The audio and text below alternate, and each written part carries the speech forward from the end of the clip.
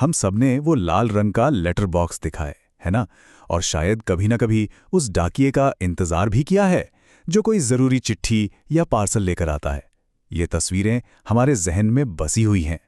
लेकिन क्या हमने कभी सोचा है कि उस एक साधारण से दिखने वाले लिफाफे के पीछे कितनी बड़ी, कितनी जटिल मशीन काम करती है? आज हम उसी विशाल, अनदेखी मशीन के अंदर झांकने वाले हैं और ये समझने की कोशिश करेंगे कि भारतीय डाक सेवा यानी इंडिया पोस्ट आखिर काम कैसे करती है। ये नंबर देखिए, 23। ये सिर्फ एक नंबर नहीं है। असल में ये भारत के इतने बड़े, इतने विशाल डाक नेटवर्क को चलाने का पूरा सीक्रेट है। ये वो चाबी है जिससे ये पूरा सिस्टम खुलता है। हमारे देश को प्रशासनिक तौर पर 23 डाक सर्कलों में बांटा गया है। ये सर्कल ज्यादातर राज्यों की सीमाओं से मिलते जुलते हैं ताकि मैनेजमेंट आसान हो सके। यही 23 सर्कल इस पूरे सिस्टम की रीढ़ की हड्डी है, जो ये पक्का करते हैं कि आपकी चिट्ठी चाहे कश्मीर से कन्याकुमारी भेजी जाए, वो सही तरीके से सही समय पर अपनी मंजिल तक पहुंच जाए। तो चलिए आज के इस सफर का रोड मैप देख लेते हैं। सबसे पहले हम जानेंगे कि भारत का ये डाक का महाकाय आखिर कितना बड़ा है।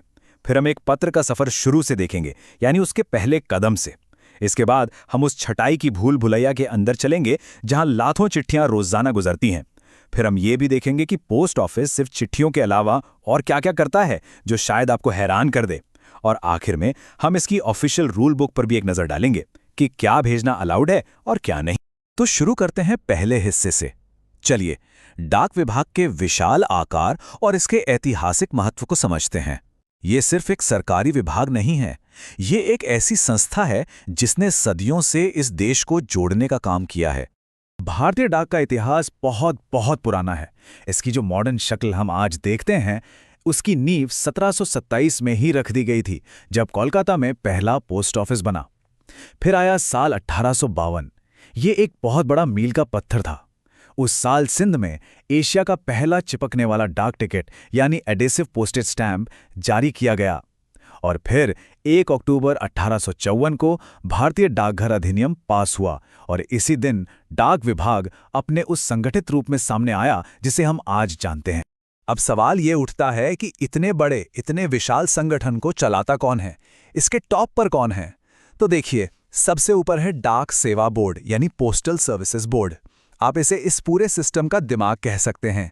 यही वो बॉडी है जो सारे बड़े फैसले लेती है, पॉलिसी बनाती है और कर्मचारियों से लेकर टेक्नोलॉजी तक हर चीज पर नजर रखती है। यही बोर्ड इस पूरी मशीन को सुचारू रूप से चलाता है। अच्छा, अब उस कहानी पर वापस आते हैं जो हम सबसे जुड़ी है, एक चिट्ठी की कहानी। चलिए उसकी यात्रा के पहले पड़ाव पर चलते हैं, जो हम सबकी सबसे जानी पहचानी जगह है, हमारा लोकल पोस्ट ऑफिस। देखिए, जब भी कोई अपनी चिट्ठी या पार्सल पोस्ट करता है तो वो इन 3 तरह के डाकघरों में से किसी एक में जाता है। एक होता है प्रधान डाकघर, हेड ऑफिस, दूसरा है उप डाकघर, सब ऑफिस, और तीसरा है शाखा डाकघर, ब्रांच ऑफिस। चलिए अब जरा इनके बीच का फर्क समझते हैं। तो इन दोनों में फर्क क्या है? एक तरफ है प्रधान डाकघर यानी एचओ। ये समझिए कि एक जिले या एक बड़े इलाके का मुख्य केंद्र होता है। यहाँ हर तरह की डाक सेवाएं मिलती हैं, साथ ही सारी बड़ी वित्तीय सेवाएं जैसे कि बीमा और पेंशन यहीं से मैनेज होती हैं। ये अपने नीचे आने वाले उप और शाखा डाकघरों को भी कंट्रोल करता है। दूसरी तरफ है शाखा डाकघर यानी बीओ। ये ज़्यादातर आपको ग्रामीण और दूर दराज के इलाकों में मिलेंगे। इनका काम बहुत बेसिक लेकिन बहुत ज़रूरी होता है, जैसे डाक पहुंचाना, चिट्ठियां भेजना और छोटी मोटी बचत जमा करना। ये एक तरह से गांव की लाइफलाइन होते हैं। ठीक है, तो चिट्ठी लोकल पोस्ट ऑफिस में जमा हो गई। अब यहां से शुरू होता है असली सफर। अब वो चिट्ठी एक बहुत बड़े और बहुत ही जटिल सिस्टम में दाखिल होती है, छटाई और परिवहन की एक ऐसी भूल भुलैया जहां से गुजरकर वो अपनी सही मंजिल तक पहुंचती है। तो ये सब होता कैसे है? ये सब मुमकिन हो पाता है एक बहुस्तरीय प्रशासनिक बनावट के जरिए, जिसे हम हायरार्की कहते हैं। ये एक पिरामिड की तरह है। यही वो ढांचा है जो ये पक्का करता है कि देश के किसी भी कोने से भेजी गई डाक किसी दूसरे कोने तक एकदम सही सलामत और कुशलता से पहुंच सके। तो इस सिस्टम को आसान भाषा में समझते हैं। सबसे निचले लेवल पे होता है डिवीजन, जो आमतौर पर 1 या 2 जिलों को कवर करता है। इसका हेड होता है डाक अधीक्षक यानी एसपी। कई सारे डिवीजन मिलकर एक क्षेत्र यानी रीजन बनाते हैं, जिसे एक पोस्ट मास्टर जनरल या पीएमजी हेड करते हैं। और फिर कई सारे क्षेत्र मिलकर बनाते हैं एक सर्कल, जो सबसे ऊंचा लेवल है। और सर्कल का बॉस होता है मुख्य पोस्ट मास्टर जनरल यानी सीपीएमजी।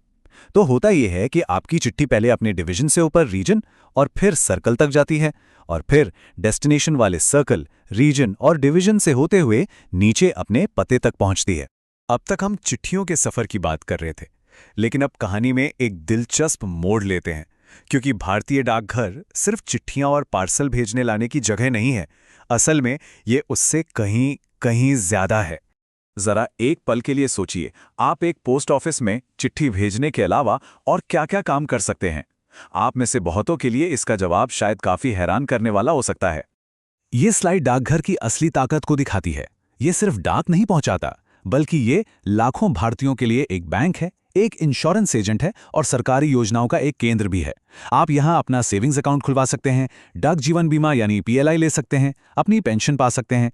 इतना ही नहीं, आप नेशनल पेंशन सिस्टम और प्रधानमंत्री सुरक्षा बीमा योजना जैसी स्कीमों में भी यहीं से निवेश कर सकते हैं। अब जरा सोचिए उन दूर दराज के गांवों के बारे में, जहां कोई प्राइवेट या सरकारी बैंक नहीं है। वहां के लोगों के लिए डाकघर ही उनका बैंक है, उनका ATM है। ये वित्तीय समावेशन यानी फाइनेंशियल इंक्लूजन में एक बहुत बड़ा, बहुत ही महत्वपूर्ण रोल निभाता है।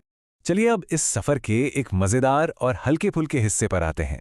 जैसा कि हर सिस्टम के कुछ नियम कायदे होते हैं, वैसे ही डाक विभाग के भी अपने नियम हैं। और कुछ नियम तो इस बारे में हैं कि आप डाक के जरिए क्या भेज सकते हैं और क्या बिल्कुल नहीं भेज सकते। कुछ नियम तो बिल्कुल कॉमन सेंस वाले हैं, जैसे आप डाक से कोई भी अश्लील या अशोभनीय चीज नहीं भेज सकते।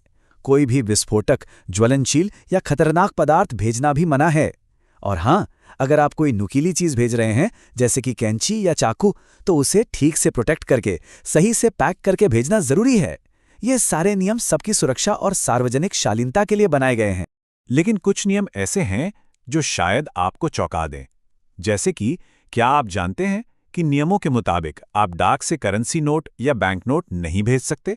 जी हाँ, इसके अलावा आप 1 लाख रुपए से ज्यादा कीमत का सोना या सोने का सिक्का भी नहीं भेज सकते। सरकारी इजाजत के बिना लॉटरी टिकट भेजना भी मना है। और ये तो जाहिर सी बात है कि अफीम, मॉर्फिन, कोकीन जैसे किसी भी तरह के नशीले पदार्थ भेजना पूरी तरह से गैर कानूनी और प्रतिबंधित है। तो ये था एक पत्र का सफर, एक छोटे से लिफाफे से शुरू होकर एक विशाल राष्ट्रीय नेटवर्क के जरिए अपनी मंजिल तक पहुंचना। ये सफर हमें याद दिलाता है कि डाक सेवा सिर्फ चिट्ठियां पहुंचाने का काम नहीं करती। ये लोगों को जोड़ती है, अर्थव्यवस्था को जोड़ती है और पूरे देश को एक धागे में पिरोती है। लेकिन ये हमें एक सवाल पर सोचने के लिए भी मजबूर करती है। आज की इस दुनिया में जहां मैसेज एक क्लिक में पहुंच जाते हैं, जहां हम वीडियो कॉल पर बात कर सकते हैं, उस हाथ से लिखे पत्र का, उस भौतिक जुड़ाव का, उस इंतजार का क्या मूल्य रह गया है? इस पर सोचिएगा जरूर।